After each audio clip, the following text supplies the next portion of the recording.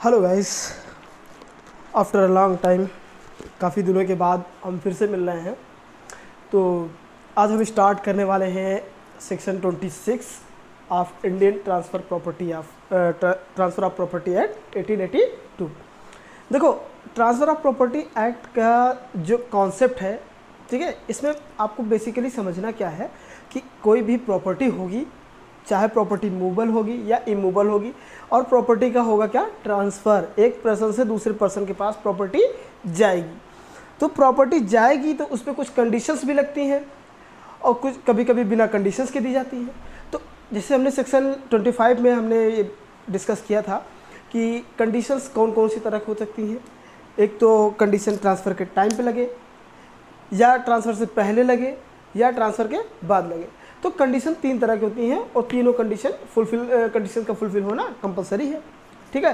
तो वैसे सेक्शन 26 क्या कहता है कि भाई कौन सी कंडीशन ऐसी है जब उसको हम फुलफिल मानेंगे और कौन सी कंडीशन है जिसको फुलफिल करना है आपको, ठीक है। तो सेक्शन 26 का जो हमारा हेडिंग है वो क्या कहता है, फुलफिलमेंट ऑफ कंडीशन प्रेसिडेंट। जो कंडीशन बताई गई हैं उनका फुलफिलमेंट करना है, ठीक है। तो हम अपना बेयर एक्ट उठाते हैं पहले रोज़ की तरह और बेयर एक्ट अपना देखते हैं क्या कहता है।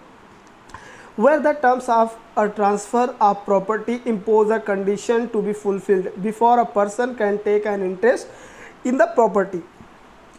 देखिए, सीधी सीधी बात कर रहा है कि जब कभी भी, जहाँ कहीं भी किसी प्रॉपर्टी का ट्रांसफ़र किया जाना है और उसके साथ कोई एक कंडीशन लगाई जा रही है और उस कंडीशन को उस व्यक्ति को फुलफ़िल करना है जिसका उस प्रॉपर्टी में इंटरेस्ट क्रिएट होने वाला है, ठीक है। जैसे कि मैं आपको कह रहा हूँ कि मैं आपको ये एक पेन दे रहा हूँ, ठीक है, मैं आपको एक पेन दूंगा, लेकिन पेन दूंगा क्यों दूंगा, आपको भाई कुछ कंडीशंस हम बताएंगे, उस कंडीशन को अगर आप फुलफिल करोगे तभी दूंगा मैं आपको, ठीक है। तो अब जो आप हो जिसको ये पेन चाहिए होगी, ठीक है, आप उस कंडीशन को पहले फुलफिल करोगे, उसके बाद ये पेन मैं आपको दे दूंगा, ओके। चलिए आगे क्या कहता है, the condition shall be deemed to have been fulfilled if it has been substantially complied with. मतलब कह रहा है कि कंडीशन को मान लिया जाएगा कि फुलफिल कर दिया गया है, पूरा कर दिया गया है, अगर वो शर्त उस ट्रांसफ़र के साथ जुड़ी हुई हो, उसके साथ में जुड़ी हुई हो, कंपाइल्ड विद हो, ठीक है, उसी के साथ अगर लगाई गई है तो उसको उस काम को अगर वो पूरा कर रहा है, उस ट्रांसफ़र को वो एक्टिवेट कर रहा है, ट्रांसफ़र उसके हक में जा रही है, प्रॉपर्टी का ट्रांसफ़र आराम से हो रहा है, तो माना जाएगा कि उसने कंडीशन फुलफिल किया होगा, ठीक है। ये डीम कर लिया जाता है, मान लिया जाता है। तो अब आगे बढ़ने से पहले हम आपको ज़रा बताएंगे कि इस चीज़ को आप ज़रा गौर से देखिए, ठीक है। और इस कॉन्सेप्ट को समझने से पहले हमको इसका एक एग्जांपल समझ लेना है, ठीक है, कि एग्जांपल क्या कह रहा है। तो देखिए, कह रहा है कि कोई ए व्यक्ति हैं, उन्होंने बी को कहा कि देखो भैया, हम तुमको 5000 रुपये ट्रांसफ़र करेंगे, लेकिन इसके साथ एक कंडीशन है, हम तुमको 5000 रुपये ट्रांसफ़र कर रहे हैं, लेकिन साथ में एक कंडीशन भी दे रहे हैं कि देखो आपको शादी करनी होगी, ठीक है, आपको शादी करनी होगी किससे सहमति से, एक सी है, डी है, ई है, ठीक है।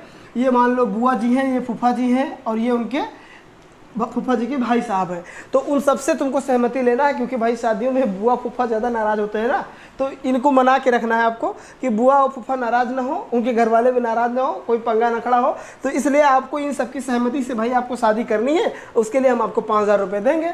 तो अब क्या हुआ कि यहाँ पे कोई जो ई थे वो मर गए, ठीक है। ई जब मर गए तो बी ने शादी कर लिया, किसकी सहमति से, उन्होंने सी और डी की सहमति से शादी कर ली। तो अब ये मान लिया जाएगा कि बी ने उस कंडीशन को क्या कर दिया है, फुलफिल कर दिया है। क्योंकि भाई देखो, कहा गया था कि 3 लोग हैं, ए बी सी, ठीक है, अब सॉरी सी डी ई हैं 3 लोग, इनसे आपको परमिशन लेना है। तो इसमें से एक लोग जब निपट गए, ठीक है, तो अब नहीं रहे, तो आप बचे कितने, सी और डी। तो अगर आपने उनसे परमिशन ली है तो ये माना जाएगा कि आपने जो कंडीशन शर्त लगाई गई थी वो शर्त पूरी हो गई है। अब यहाँ जो एक 5000 रुपये ट्रांसफ़र करेगा आपको, वो आप आराम से ले सकते हो, क्योंकि कंडीशन को फुलफिल मान ली गई है। यहीं पे हमारे डायरेक्ट में दूसरा इलस्ट्रेशन है, वो क्या कह रहा है कि ए है, उन्होंने फिर से कहा बी से कि देखो हम तुमको 5,000 रुपये ट्रांसफ़र करेंगे, ठीक है, लेकिन कंडीशन क्या होगी कि आपको शादी करना है किसके, सी, डी और ई से, ई की सहमति से ही शादी करनी है आपको, ठीक है। लेकिन क्या हुआ, B but obtains their consent after marriage, ठीक है। देखो यहाँ पे ई मर रहे हैं, लेकिन दूसरे कंडीशन में क्या हुआ, ई मर नहीं रहे, तीनों जिंदा हैं। इसमें क्या हुआ, बी ने शादी कर ली पहले, बाद में कंसेंट लेने गए, ठीक है, पहले शादी कर ली फिर गए कंसेंट लेने। तो क्या माना जाएगा कि वो कंडीशन उन्होंने जो रखी गई थी वो कंडीशन फुलफिल की है? तो नहीं, वो कंडीशन फुलफिल उन्होंने नहीं की है, ठीक है। शादी से पहले आपको उनसे इजाज़त लेनी थी, उनसे उनकी सहमति लेनी थी, उनसे पूछना था। अब शादी के बाद अगर आप पूछ रहे हो तो वो उसका कोई मतलब नहीं है, क्योंकि आपने अपना तो काम तो कर ही लिया ना, ठीक है। तो ये चीज़ अब इसको अब हम समझ गए ना कि कंडीशन क्या है। तो अब देखो पहली चीज़ इसमें क्या लिखा हुआ है, section 26 provides a condition precedent, ठीक है, कोई भी कंडीशन पहले जो बताई गई है shall be deemed to be fulfilled, वो ऐसा है, उसको आपको ऐसा मान लिया जाएगा कि आपने उसको पूरा किया है। इफ़, अगर it is substantially compiled with, अगर वो उसी कंडीशन को उस मतलब किसी भी कंडीशन को उस ट्रांसफ़र के साथ में लगा करके आपको दिया गया है, कोई कंडीशन पहले बताया गया है कि अगर आप वो कंडीशन फुलफिल करोगे तभी अगला प्रोसेस आपका पूरा होगा, तो मान लिया जाएगा कि आपने उसको पूरा किया है। It is an application of the principle that the law favours vesting and disfavour divesting, मतलब कि ये जो प्रोसेस है, ठीक है, सेक्शन 26 का जो प्रोसेस है, मेन प्रोसेस है, वो इस प्रिंसिपल पे, इस सिद्धांत पे बेस्ड है कि भाई देखो अगर आप फेवर करोगे तो आपका इंटरेस्ट वेस्ट होगा उसमें, ठीक है, अगर आपने उस कंडीशन को फुलफिल किया। फेवर का मतलब है कि कोई कंडीशन कहीं की, जैसे इस केस में है, इसमें कंडीशन उन्होंने फुलफिल किया तो ये फेवर का केस बनेगा, मतलब इन्होंने फेवर किया तो इनका इंटरेस्ट वेस्ट होगा इसमें, ठीक है, इनका इंटरेस्ट क्रिएट हो जाएगा। लेकिन अगर आप डिसफेवर करोगे तो ये डिवेस्टिंग का है, मतलब जैसी करनी तैसी भरनी, समझ रहे हैं, जैसी करनी तैसी भरनी, मतलब टिट फॉर टैट, ठीक है। आप अच्छा करोगे तो आपको अच्छा मिलेगा, बुरा करोगे तो अच्छा मिलेगा, सॉरी बुरा करोगे तो बुरा मिलेगा। ये हमने जो कहा बुरा करोगे अच्छा मिलेगा, ये आज के समय का प्रिंसिपल है। जैसा कि आप सभी को पता है कि आज के टाइम पे जिसके पास पावर है और जिसके पास पैसा है, ठीक है, वो कितना भी गलत कर रहा हो वो हमेशा स्टॉप पे होता है, हमेशा सही होता है, ठीक है। अगर आप ये सोच के चल रहे हो आज के टाइम पे कि एक्चुअली बात ये है कि आज के टाइम पे लोगों को समय के साथ साथ बदल लेना चाहिए खुद को, क्योंकि अगर समय के अकॉर्डिंग आप अपने आप को नहीं बदल रहे हो तो आप बहुत पीछे रह जाओगे, ठीक है। तो पढ़ाई हो या कोई भी क्षेत्र हो, वहाँ पे अपने आप को उस माहौल के अकॉर्डिंग आपको ढाल लेना है, ठीक है। तो वैसे ही जो ये बात कर रहा है, इस लाइन को अगर हम सिर्फ इस लाइन को हम अगर पकड़ लें, favours vesting and disfavour divesting, मतलब यही कह रहा है कि आप अगर जैसा करोगे, कंडीशन अगर फुलफिल करोगे तो आपको जो शर्त रखी है वो शर्त अगर आप पूरा कर रहे हो तो आपके ट्रांसफ़र आपको आसानी से हो गया, और अगर आप उस कंडीशन को फुलफिल नहीं करोगे तो ट्रांसफ़र नहीं माना जाएगा आपका, ठीक है। चलिए अब देख लेते हैं आगे सेक्शन 27 क्या कहता है। चलिए देखते हैं सेक्शन 27 क्या कहता है, ठीक है। सेक्शन 27 इसको हम अपने अगर बैरेक्ट से देखें तो बैरेक्ट में इसकी जो हेडिंग है, ठीक है, वो काफ़ी बड़ी दी गई है, ठीक है। क्या दिया गया है, चलिए देखते हैं। कहा क्या, conditional transfer to one person, ठीक है, conditional transfer to one person, कोई भी कंडीशन के साथ अगर कोई ट्रांसफ़र किया गया है किसी एक पर्सन को, coupled with transfer to another on failure to prior disposition. Coupled मतलब कि कोई दो कंडीशन उसके ऊपर लगाई गई है या दो ट्रांसफ़र किए गए उसको, ठीक है, और कहा गया कि अगर कोई भी प्रायर डिस्पोजिशन उसके उस ट्रांसफ़र का फाइनल होने से पहले, ट्रांसफ़र फाइनल होने से पहले अगर कोई भी उसका एक भी पोर्शन फेल हो गया तो क्या कंडीशन क्या होना है उस पर, ठीक है। चलिए देखते हैं, पढ़ लेते हैं एक बार क्या कहता है। Where on a transfer of property, an interest therein is created in favor of one person, ठीक है, कह रहा है जहाँ कहीं भी किसी भी प्रॉपर्टी का कोई ट्रांसफ़र किया जाता है, एक इंटरेस्ट क्रिएट किया जाता है उस व्यक्ति के हित में, उस व्यक्ति के फेवर में, ठीक है। And by the same transaction an ulterior disposition of the same interest is made in favour of another. कहा गया कि बाई द सेम ट्रांजेक्शन, उसी ट्रांजेक्शन में कोई दूसरा अल्टीरियर मतलब कि सेकंड ट्रांसफ़र कोई किया गया है तो उसका भी इंटरेस्ट किसी दूसरे के हित में अगर किया गया है, फिर आगे if the prior disposition under the transfer shall fail, अगर पहला ट्रांसफ़र फेल हो जाएगा, ठीक है, फिर उसके बाद करा the ulterior disposition shall take effect upon the failure of prior disposition, करा जो दूसरा डिस्पोजिशन है, जो दूसरा ट्रांसफ़र किया गया है, तो वो जगह ले लेगा। वो पहला फेल हुआ तो उसकी जगह पे दूसरा शिफ्ट हो जाएगा, दूसरा अपनी जगह ले लेगा करके, पहले का कोई मतलब नहीं रहेगा, ठीक है।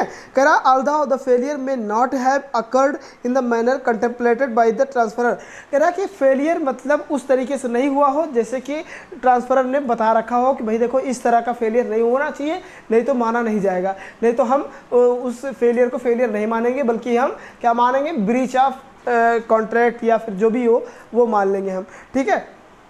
फिर इसका जो प्रोविज़न भी है इसमें, ठीक है, दूसरा पैरा है वो कह रहा बट, देखो इतनी सारी बातें लिख दी जाए जहाँ कहीं पे, वहाँ पे अगर मगर इफ़ अट बट अगर आ गया तो समझ लो कि वहाँ काम कुछ गड़बड़ है। तो आगे कुछ इसका एक्सेप्शन बताया जा रहा है, ठीक है, अपवाद बताया जा रहा है। तो क्या अपवाद होगा, कह रहा where the intention of the parties to the transaction is that the ulterior disposition shall take effect only in the event of the prior disposition failing in a particular manner, the ulterior disposition shall not take effect unless the prior disposition fails in that manner। मतलब वही बात कह रहा है कि देखो जो ऊपर बताई गई उसमें ये बताया जा रहा है कि अगर पहला ट्रांसफ़र का अगर पहली कंडीशन अगर ब्रीच हो गई या फुलफिल नहीं हुई, फेल हो गई, वो पहली शर्त अगर पूरी नहीं हो पाई तो दूसरी बात जो है वो सामने आ जाएगी, आप उसको पूरी कर दो, काम चलता रहेगा। लेकिन इसमें एक्सेप्शन में कहा गया है कि अगर पहली फेल हो गई और दूसरी तब तक एप्लीकेबल नहीं होगी जब तक कि ट्रांसफरर ने कोई स्पेसिफिक कंडीशन ना बता रखी हो, ठीक है। देखिए इसका एक एग्जाम्पल दिया हुआ है, एग्जाम्पल सब समझ लेते हैं क्या है।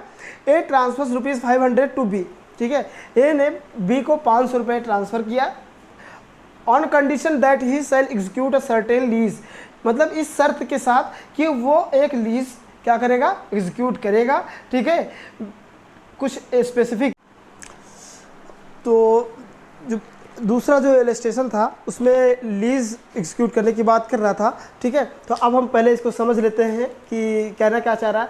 कि देखिए कह रहा है कि अगर कोई दो इंटरेस्ट हैं, ठीक है, और सेम ट्रांजैक्शन में क्रिएट किए गए हैं, ठीक है, एक ट्रांसफ़र किया जा रहा है उसके साथ दो इंटरेस्ट क्रिएट किए गए हैं, तो उन दोनों ट्रांजैक्शंस का उन दोनों उस ट्रांजैक्शन के जो दो इंटरेस्ट क्रिएट किए गए हैं उसमें कह रहा है कि अगर कोई पहला इंटरेस्ट अगर फेल होता है, कोई अगर फर्स्ट इंटरेस्ट जो है वो फेल हो गया तो दूसरा इंटरेस्ट जो क्रिएट किया गया है जिसके पक्ष में, जैसे कि मैं आपको बता दूं कि ये ए है और बी है, सी है, ठीक है, ये इनके पक्ष में पहला ट्रांसफ़र किया गया और साथ में इनको भी कहा गया, देखिए चलिए बी तो ए बी है, ठीक है, ये सी है, सी ने ट्रांसफ़र किया ए को, कहा कि देखो कि हम तुमको ट्रांसफ़र कर रहे हैं, लेकिन अगर कुछ ऐसा हो गया है कि तो 1 महीने के अंदर अगर तुम्हारी डेथ हो गई या 1 साल के अंदर तुम्हारी डेथ हो गई तो ये ट्रांसफ़र चला जाएगा बी को। तो अब देखो यहाँ पे ए की डेथ हो गई तो ये प्रॉपर्टी चली जाएगी बी को, ठीक है। तो सेम ट्रांजैक्शन में दो इंटरेस्ट क्रिएट कर दिए, तो अब पहला इंटरेस्ट अगर फेल तो दूसरा इंटरेस्ट अपनी जगह आकर के पहले की जगह आकर के सेट हो जाएगा, ठीक है। तो अब चलिए फिर अगर देखें हम कि एक्सेप्शन क्या कह रहा है कि एक्सेप्शन देखो कोई बात इतनी बड़ी बात कह दी गई कि दो इंटरेस्ट हैं, पहला फेल तो दूसरा जगह ले लेगा, लेकिन अगर कुछ ऐसी सिचुएशन बन गई कि पहला किस तरीके से फेल हो रहा है वो नहीं देखा जा रहा है, लेकिन पहला तरीका गलत है फेल होने का तो दूसरा उसकी जगह ले रहा है तो वो भी गलत होना चाहिए। तो वो बात कहाँ पे लिखी होनी चाहिए, वो भाई उसको अलग से एक्सेप्शन बना के डाला उन्होंने। तो एक्सेप्शन में क्या लिखा है, एक्सेप्शन ऑफ सेक्शन 27। सेक्शन 27 जो है इसका जो अपवाद है, जो एक्सेप्शन है वो क्या है, where the prior interest is void, कह रहा है कि जब पहला इंटरेस्ट वाइड होगा, शून्य होगा, the ulterior interest dependent on it also fails. देखो अल्टेरियर का मतलब होता है सेकंड, प्रायर मतलब पहला, अल्टेरियर का मतलब सेकंड। अल्टेरियर मतलब उसके बाद जो आ रहा है, ठीक है, पहले के बाद जो आ रहा है वो सेकंड हो गया। तो पहला कह रहा है कि अगर पहला वाइड है, पहला अगर शून्य है, पहले का अगर अस्तित्व 0 है तो दूसरा उसके बाद दूसरा जो होगा, दूसरा जो इंटरेस्ट होगा वो भी फेल ही होगा, क्योंकि भाई पहले का कोई मतलब होगा तभी दूसरे का मतलब बनेगा। पहला ही 0 है तो दूसरे के पास जाएगा, क्या जाएगा, 0 ही तो जाएगा, 0 कोई वैल्यू नहीं हो रही है इस समय यहाँ पे, ठीक है। कह रहा and can not be carried out under this section, भैया ये भी कह रहा है कि भैया देखो ये चीज़ तो इस सेक्शन में तो नहीं चल पाएगा, ठीक है, ये गाड़ी इस पटरी पे नहीं चलेगी, अब किसी और पटरी पे ले जाके चला लो, किसी और सेक्शन में इंसर्ट कर दो ये बात, किसी और जगह पे इसको इंसर्ट करके आप अपना काम चला लो, चल जाए, ठीक है। लेकिन यहाँ पे तो इस सेक्शन 27 तो सीधा सीधा हाथ खड़ा कर रहा है, देखो भैया हम तुम जैसे लोगों को अपने पास आने नहीं देते हैं, ठीक है, थोड़ा दूरी बना के रखो, ठीक, क्योंकि फ्रॉड का काम हम नहीं करते हैं। चलिए, तो अगला क्या करा, दूसरा एक्सेप्शन क्या करा, where the intention of the transferor is clear and specific, करा कि जब इंटेंशन ट्रांसफरर का बिल्कुल क्लियर हो और स्पेसिफिक हो कि the second transfer would take effect जब ट्रांसफरर साफ साफ ये बात कह रहा हो कि देखो भैया दूसरा ट्रांसफर जो है तभी इफेक्ट में आएगा जब पहला ट्रांसफर फेल होगा, और भी इस तरीके से फेल होगा जो तरीका हमने बता रखा है, जो तरीका हम बता रहे हैं, अगर उनमें से कोई एक कंडीशन अगर किसी एक तरीके से वो फेल हो रहा है तो हम मानेंगे कि पहला फेल हुआ है और दूसरा चला जाएगा पहले की जगह पे। Otherwise the second transfer can not take place unless prior transfer fails in that manner. कह रहा कि देखो भैया अगर जो हमने शर्तें बता रखी हैं, जो कंडीशन बता रखी हैं, उस कंडीशन पे अगर आपका पहला ट्रांसफर फेल नहीं हो रहा है, पहला इंटरेस्ट फेल नहीं हो रहा है, तो दूसरा भैया हाँ कोई कभी भी उस जगह पहले की जगह नहीं लेगा, ठीक है। हमारे तरीके जो हमने बता रखे हैं, जो रूल्स रेगुलेशन हमने बता रखे हैं, जो शर्तें हमने बता रखी हैं, उसी के अकॉर्डिंग ये चीज़ होनी चाहिए, ठीक है। चलिए हम देख लेते हैं कि इसका जो इलस्ट्रेशन है उसको एक बार फिर से समझ लेते हैं। क्या कह रहा है, ए ट्रांसफर्स ₹500 टू बी, ए ने बी को 500 रुपये ट्रांसफर किए इस शर्त के साथ that he shall execute a certain lease within 3 month after A's death. उन्होंने इस शर्त के साथ 500 रुपये ट्रांसफर किया कि ए के मरने के 3 महीने के अंदर हम क्या करेंगे, एक लीज साइन कर लेंगे, एक एग्रीमेंट साइन कर लेंगे। और अगर वो ऐसा नहीं करता है, ठीक है, बी अगर ऐसा नहीं करता है तो ये चीज़ सी के पास चली जाएगी, ये शर्त जो इंटरेस्ट है वो सी को मिल जाएगा, तो हम सी के साथ कर लेंगे ऐसा, ठीक है। तो चलो ये बी जो है वो ए के जीते जी मर गया, जीवन काल में ही मर गया। The disposition in favour of C takes effect, जो इंटरेस्ट सी के पक्ष में भी बनाया गया था वो पहले बी के पक्ष में था, अब बी जब दुनिया से चला गया, निपट गया, तो अब उसकी जगह पे कौन आके बैठ गया, सी ने आके गद्दी संभाल ली, कुर्सी पकड़ ली कि भैया अब हमारे साथ एग्रीमेंट करो, हमारे साथ अब तुम कानून बनाओ, नया नया रूल बनाओ, नए नए रेगुलेशंस चलाओ, ठीक है। तो चीज़ें समझ आई कि सेक्शन 26 पढ़ा और सेक्शन 27 पढ़ा हमने। सेक्शन 27 ये डॉक्ट्रिन ऑफ एक्सीलरेशन, ये बहुत ही इंपॉर्टेंट है in the view of examination, in the purview of examination. अगर हम एग्जामिनेशन के पॉइंट ऑफ व्यू से देखें तो ये सेक्शन काफ़ी इंपॉर्टेंट हो सकता है और एग्ज़ाम में इसके आने के चांसेस भी हैं, बहुत ज़्यादा हैं, ठीक है। तो आप लोग ज़रा इसको देख लीजिएगा, नोट कर लीजिएगा और कोशिश कीजिएगा कि बैरक के साथ पढ़ें, और आप लोग चैनल को सब्सक्राइब करें, ठीक है, लाइक करें, कमेंट भी करें। जो चीज़ें डाउट हो, अगर आपको जिस किसी भी पॉइंट्स पर डाउट आ रहा है या किसी भी सब्जेक्ट से रिलेटेड कोई भी आपके मन में कोई क्वेश्चंस आ रहे हैं, सवाल आ रहे हैं, तो आप बेझिझक कमेंट करके हमसे क्वेश्चन पूछ सकते हैं। और कमेंट नहीं कर पा रहे हैं तो आप पर्सनल हमारा ये नंबर है, आप इस पे व्हाट्सअप कर सकते हैं 8318141507, ठीक है। इस पे आप हमें व्हाट्सअप भी कर सकते हैं, ठीक है, और चाहे तो आप हमें मेल भी कर सकते हैं। मेल आईडी है pshuaib898@gmail.com, ठीक है। इस पे आप हमें कांटेक्ट भी कर सकते हैं। वैसे तो आप कमेंट में ही हमें बता सकते हैं, कमेंट आप करेंगे आपको किसी भी सवाल का आपको इंस्टेंट आंसर आपको प्राप्त होगा, ठीक है। जल्द से जल्द आपके सवालों के जवाब देने की कोशिश की जाएगी, तो आप लोग पढ़ें और सवाल पूछें, ठीक है। चलिए, थैंक यू, धन्यवाद।